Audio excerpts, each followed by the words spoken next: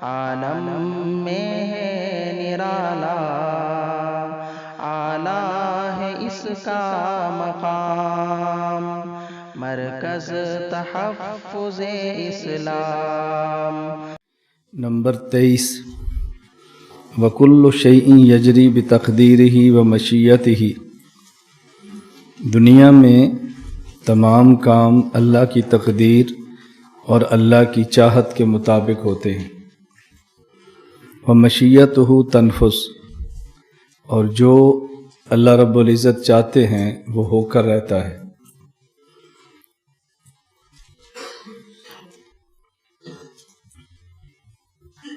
لا مشیۃ للعباد الا ما شاء لهم، بندہ وہی چاہتا ہے جو اللہ چاہتے، یعنی بندے کی چاہت کے مطابق وہی کچھ ہوتا ہے جس کے کرنے کو اللہ چاہ لیتے ہیں، وگرنہ نہیں ہوتا۔ فما شاء لهم کان وما لم یشاء لم یکن، بندوں کے لیے جو کچھ اللہ چاہیں وہ ہو جاتا ہے اور جو نہ چاہیں وہ نہیں ہوتا۔ وما تشاءون الا ان یشاء اللہ، یہاں یہ بات سمجھیں کہ جب بندوں کی مشیت اور بندوں کی چاہت یہ اللہ کی مشیت اور اللہ کی چاہت کے تابع ہے، تو بظاہر بندے کے ذہن میں الجھن آتی ہے کہ اگر بندہ گناہ چاہتا ہے کہ کرے تو وہ تو نہیں چاہ سکتا جب تک اللہ نہ چاہے۔ ایک شخص زنا کرنا چاہتا ہے وہ تبھی چاہے گا جب اللہ چاہے، اللہ نہ چاہے تو بندہ چاہ ہی نہیں سکتا، تو پھر زنا اور گناہ میں تو بندہ مجبور ہوا، اس کے اختیارات تو ختم ہو گئے، پھر بندے کا مواخذہ کیوں ہوتا ہے؟ ایک یہ ہے کہ اللہ رب العزت کی مشیت سے کام ہوتے ہیں، اور ایک یہ ہے کہ بعض کاموں پر اللہ راضی ہوتے ہیں اور بعض کاموں پر اللہ ناراض ہوتے ہیں۔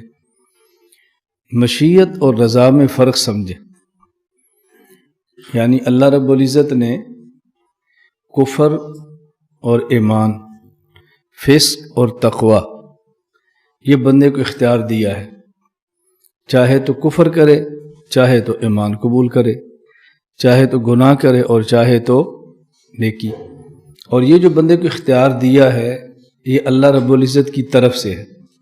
اگر اللہ اختیار نہ دیتے تو بندے کو اختیار نہ ملتا، تو بندے کو اختیار اس لیے ملا ہے کہ اللہ نے اختیار دیا ہے۔ اگر اللہ اختیار نہ دیتے تو بندہ مجبور ہو جاتا اور یہ بندے کا امتحان نہ ہوتا، نیکی کا اختیار نہ ہوتا تو گناہ پہ مجبور ہوتا، گناہ کا اختیار نہ ہوتا تو نیکی پر مجبور ہوتا، تو پھر قیامت کے دن کا جو جزا اور سزا کا تصور ہے وہ سب ختم ہو جاتا۔ اس لیے بندہ نیک کام یا گناہ اپنے ارادے سے کرتا ہے، لیکن یہ ارادہ اللہ کے ارادے کے تابع ہے، یعنی اللہ نے اس کو اس ارادے کا اختیار دیا ہے۔ یہ معنی نہیں کہ اللہ چاہتے ہیں کہ بندہ گناہ کرے تو بندہ کرتا ہے، اللہ چاہتے ہیں کہ نیکی کرے تو بندہ کرتا ہے، یہ معنی نہیں ہے۔ اس کا مطلب کیا ہے کہ اللہ رب العزت نے چاہا ہے کہ میں بندے کو اختیار دے دوں، نیکی کا بھی اور گناہ کا بھی۔ آگے بندے کی مرضی نیکی والا اختیار استعمال کرے اور نیکی کر لے، اور گناہ والا اختیار کرے تو گناہ کر لے۔ تو یہ جو نیکی اور گناہ کا اختیار ہے یہ بندے کو اللہ نے دیا ہے، اس کا یہ معنی نہیں کہ بندہ اس میں مجبور ہے۔ یہ بات سمجھ آ گئی؟ لیکن ایک ہے اللہ کا راضی ہونا، اللہ نے بندے کو اختیار دیا ہے چاہے تو نیکی کرے چاہے تو گناہ کرے، لیکن اللہ خوش اس پر ہوں گے جب بندہ نیکی کرے گا، اور ناراض اس پر ہوں گے جب یہ بندہ گناہ کرے گا۔ تو بندہ جو گناہ کا ارادہ کرتا ہے یہ ارادہ خدا کے تابع ہے۔ کیا مطلب؟ کہ اس ارادہ گناہ کا اختیار اللہ نے دیا ہے، لیکن اس ارادہ گناہ پر اللہ راضی نہیں ہے۔ اللہ راضی ہوتے ہیں انسان کے ارادہ تقوی پر اور عمل تقوی پر۔ تو مشیت اور چیز ہے اور رضا اور چیز ہے۔ اب یہ بات سمجھ لیں گے تو کوئی الجھن پیدا نہیں ہوگی. آپ کا دورہ ہے 12 دن کا، اور اس میں آپ سے کہتا ہوں بھئی میری طرف سے آپ کو اختیار ہے کہ آپ 12 دن پڑھ لیں، میری طرف سے اختیار ہے کہ آپ 11 دن پڑھ لیں. اب ایک بندہ 11 دن پڑھ کے چلا جاتا ہے، آپ اسے کہتے ہو تو 11 دن پڑھ کے کیوں جا رہا ہے، دورہ تو 12 دن کا ہے. اس نے کہا استاد جی نے خود فرمایا کہ تمہیں اختیار ہے، چاہو تو 11 دن پڑھو، چاہو تو 12 دن پڑھو. تو اب یہ جو مرضی سے جا رہا ہے تو ہم نے اختیار دیا تو تبھی جا رہا ہے نا. تو یہ تو نہیں کہہ سکتے مجبور ہے.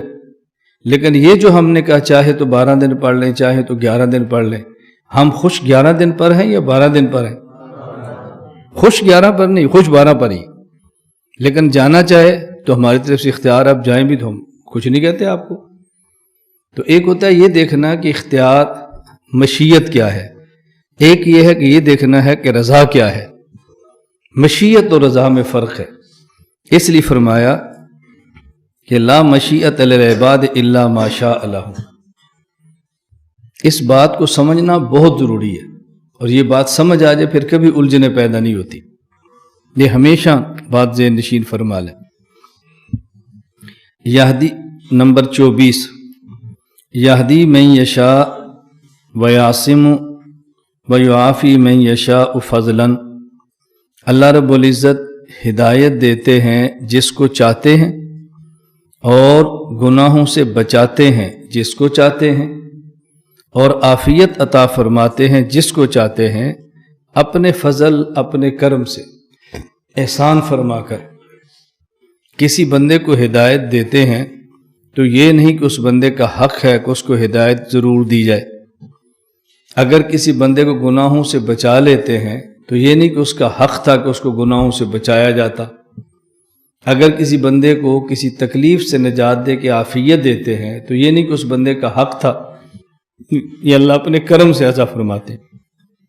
وَيُذِلُّ مَن يَشَاءُ وَيَخْذُلُ وَيَبْتَلِي عَدْلًا. اور اللہ جس کو چاہتے ہیں گمراہ کرتے ہیں، اور گمراہ اس لیے نہیں کرتے کہ گمراہ کرنے پر خوش ہیں، اس لیے گمراہ کرتے ہیں کہ اس نے اسباب ضلالت اختیار کیے تھے اور اس کا حق تھا کہ اس کو گمراہ کیا جاتا. یہ ہے عدل. اور جب کسی بندے کو اللہ رسوا کرتے ہیں، یہ نہیں کہ اللہ اس کی رسوا کرنے پر خوش ہوتے ہیں، اس نے اسباب رسوائی اختیار کیے تھے تو اس کا حق تھا کہ اس کو رسوا کیا جائے. وَيَبْتَلِي. اسی طرح اللہ جب کسی بندے کو کسی تکلیف میں، مصیبت میں، گناہ میں مبتلا فرماتے ہیں، اس وجہ سے نہیں کہ اللہ اس پر خوش ہے کہ اس کو مبتلا ہونا چاہیے، اس نے اسباب ایسے اختیار کی جس کا تقاضا یہ تھا کہ اس کو مبتلا ہونا چاہیے تھا. تو عدلن کا معنی ہے قانون، اور فضلن کا معنی ہے کرم. تو اللہ ہدایت دیتے ہیں تو یہ اللہ کا کرم ہے، اور جب ضلالت ہوتی ہے تو اس وقت یہ بندے کا حق ہوتا ہے. تو کبھی اللہ قانون کا استعمال فرماتے ہیں اور کبھی اللہ شان کرم کا استعمال فرماتے. اس کی وجہ یہ ہے کہ اللہ رب العزت مالک ہیں، کوئی جج اور قاضی نہیں ہے. قاضی اور جج ہمیشہ قانون کا پابند ہوتا ہے اور مالک قانون کا پابند نہیں ہوتا. اسی وجہ سے قرآن کریم سورۃ الفاتحہ میں ہمیں یہ بات سمجھائی ہے، مالک یوم الدین، قیامت کے دن تم نے میرے پاس آنا ہے تو مجھے قاضی اور جج سمجھ کے نہ آنا، مجھے مالک سمجھ کر آنا.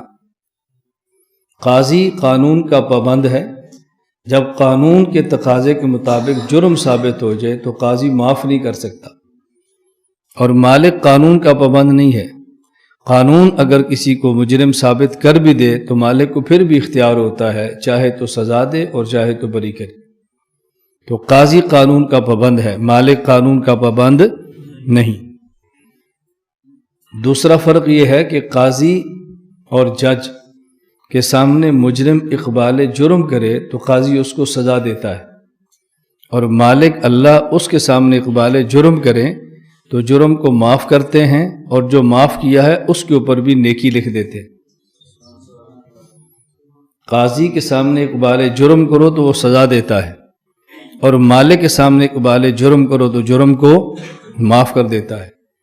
نمبر 3، اگر قاضی کے سامنے اقبال جرم کریں اور قاضی جرم کو معاف بھی کر دے تو معاف کرنے پر قاضی اس مجرم کی حوصلہ افزائی کرتے ہوئے ترقیات سے نہیں نوازتا، لیکن مالک کے سامنے جرم کا اعتراف کر لیں تو ترقیات سے بھی نوازتے ہیں۔ ایک 21ویں گریڈ کا افسر ہے، کرپشن کا اعتراف کر لے اور عدالت اس کو معاف کر دے، اور پھر یہ کہ چونکہ اس نے کرپشن کا اعتراف کیا ہے لہٰذا میں اس کو 22ویں گریڈ میں ترقی دے دیتے ہیں، اور جو اس نے کرپشن کی ہے ہم اس کو وہ بھی اسے واپس نہیں لیتے، لیکن مالک یوں نہیں کرتے، وہ ترقی بھی دیتے ہیں۔ یبدل فاولئک یبدل اللہ سیئاتہم حسنات۔ اور چوتھا فرق کیا ہے؟ قاضی اور جج اگر مجرم کو معاف کر دے تو مجرم کا ریکارڈ ختم نہیں کرتے، اور مالک جب کسی کو معاف کرتے ہیں اللہ تو اس کا ریکارڈ ہی ختم کر دیتے۔ اذا تاب العبد انسى الله ذلك الحفظ وجوارحه ومعالمه من الارض، جب بندہ توبہ کرے تو اللہ فرشتوں کو اس کا گناہ بلاتے ہیں، اس کے اعضاء اور جوارح کو اس کا گناہ بلاتے ہیں، جس زمین پر کیا تھا اس زمین کو بلاتے ہیں، حتی یلقى اللہ ولیس علیہ شاہد من اللہ بذنب، یہ اللہ کے پاس یوں جاتا ہے کہ اس کے خلاف کوئی پروف اور ثبوت نہیں ہوتا، تو اللہ مالک ریکارڈ ہی ختم کر دیتے ہیں۔ اگر کوئی شخص چوری کرے اور بعد میں چوریاں چھوڑ دے، نیک ہو جائے، اس نے چوریاں چھوڑ دی ہیں، نیک ہو گیا، عدالت نے اس کو کسی چوری سے بری بھی کر دیا ہے، اب اگر یہ 5 سال بعد پھر چوری کرے تو جب عدالت میں پولیس والے جائیں گے تو جج کے سامنے اس کا ریکارڈ پیش کریں گے کہ سر اس نے پہلے بھی 10 چوریاں کی تھی، اس نے توبہ تو کر لی ہے، چوریاں چھوڑ دی ہیں، لیکن ریکارڈ رافتہ چور ہے۔ اور اگر کوئی شخص 99 بار زنا کرے اور پھر توبہ کر لے اور اس کے بعد 100ویں بار پھر زنا کرے تو فرشتہ جب اللہ کے سامنے پیش کرے تو پچھلے 99 کے ساتھ پیش نہیں کرتا کہ اس نے 99 پہلے بھی کیے تھے، وہ پہلے وہ 99 ختم ہو گئے، ریکارڈ ہی ضائع ہو گئے۔ تو قاضی معاف کر بھی دے تو ریکارڈ ختم نہیں کرتا، اور مالک جب معاف کرے تو پھر ریکارڈ ہی ختم کر دیتا ہے۔ اعلیٰ ہے اس کا مقام، مرکز تحفظ اسلام، مرکز تحفظ اسلام۔